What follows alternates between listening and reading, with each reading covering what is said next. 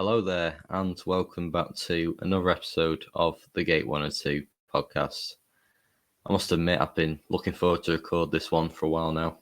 Today, I'll be talking about the time England drew 2-2 against Scotland at Hampton Park back in June 2017.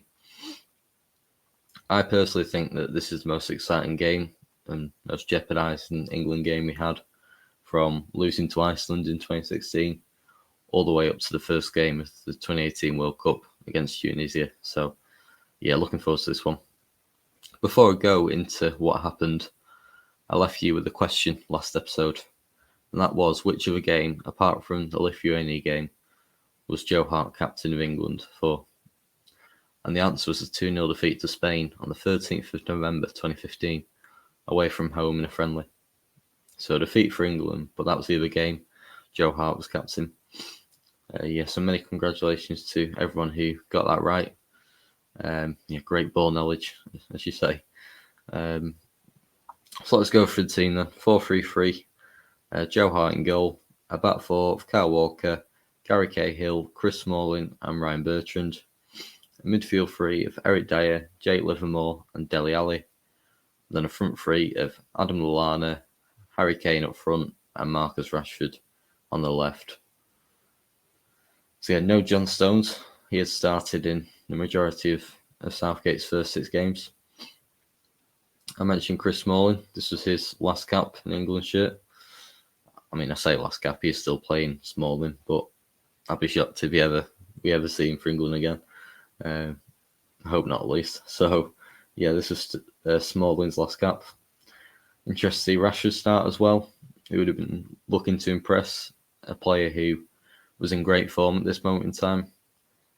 And yeah, finally, for the first time as manager, Harry Kane started under Gareth Southgate, and another player he worked with at youth level, and he was given captain. It was also interesting to see Jake Livermore start again, a player who at this stage started becoming quite a mainstay in the team. So yeah, interesting lineup. I'm going to zoom through the first half, as if I'm honest, not a lot happened. It was a pretty even game, equal amounts of possession, not a lot of chances. It was very cagey, should we say. The one thing that did annoy me about the first half, I remember this well. Cahill and Smalling were playing together. Now, Cahill and Smalling played a lot of games together. You look at the Euro 2016, that was the partnership in defence, Cahill and Smalling. So they're used to playing together. And, they're two of the most experienced players on the pitch. And I must admit, as this is a game I remember well, they looked a bit nervy, like the pair of them. They looked like they hadn't played together before. I remember getting quite frustrated by the two centre-backs, because they just didn't look up for it, and it's disappointing really. But that's about it for the first half. A very noticeable thing about the game is the atmosphere. I think Gareth mentioned that the way England calm the atmosphere down is by having lots of the ball, and they did that to some extent. It wasn't the greatest first half. Scotland were probably a bit more content than England. I think Scotland would have been happy with a point more than England in the first half, should we say. Right, that's my very brief summary of the first half over. Now time for the bedlam. So it was a bit of a basketball game in the second half. Both teams had lots of chances. England, I'd say, were mainly on top and were deserving of a goal. And in the 70th minute of the game, substitute Alex Oxlade-Chamberlain, scoring from close range with his weaker left foot to put England in front. And it was an important goal and a relief really, because it had been coming towards that second half, and to get it was good. It shut the Scotland fans up, but not for long, as we know. I'm sure you can all remember what happened next. Celtic player Lee Griffiths scored one of the best free kicks I've ever seen on the international stage to equalise for Scotland in the 87th minute of the game. It was it was devastating to see that England could have been going home with 1 point and not 3. And then we could have been going home with 0, as only 3 minutes later, Lee Griffiths scored another incredible free kick to give Scotland the lead in stoppage time. It was almost the exact same position as the last goal. Yeah, Joe Hart had no chance. And yeah, I was watching the game back, and I don't like this word, but always these limbs from Scotland fans, some of them had the tops off, people jumping on each other. They all thought they'd won.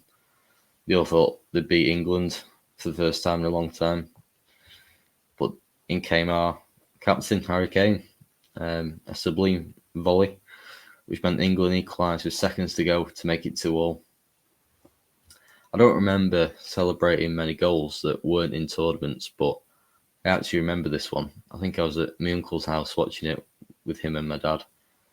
And yeah, it was like it was a tournament game. We're all going mental. I just remember thinking it's funny how things change in football. In the 85th minute, I would have been gutted with a point as we were winning 1-0. Then only 10 minutes later, I'm jumping around ecstatic that we got a draw. So yeah, it's funny how things change. But in terms of the draw, it was a massive point towards qualification for England. If they'd have lost that game, it puts a lot of pressure on the following games. So to get something out of the game was better than nothing, should we say. Yeah, and in terms of jeopardy, not many qualifying games can compare with that, really. It was quite funny. When England were winning 1-0, I remember the England fans comparing Scotland to San Marino. And yeah, they were soon eating the words like 10 minutes later. So yeah, it really did change in a blink of an eye. But this draw meant that England maintained their run of not losing a qualifying game since October 2009. And we can be very grateful to Harry Kane for that. And yeah, that concludes that dramatic game. Or should I say dramatic 6 minutes? I don't know. Yeah, what a game it was. But yeah, before I finish, I've just got to thank a few people. So I received a few messages recently from several different people, podcasts, whatever, just saying how much they enjoy the show. So yeah, for those people, just thank you. It does mean a lot to me, and what makes this doing this so worthwhile. It really is humbling to hear. Yeah, so thank you. Next week I'll be back talking about another exciting game, not the same level as this, but a 3-2 defeat to France in a friendly away from home. So yeah, I'll look forward to talking about that next episode. So that just leaves me to say, massive thank you for listening, and I'll see you all next week.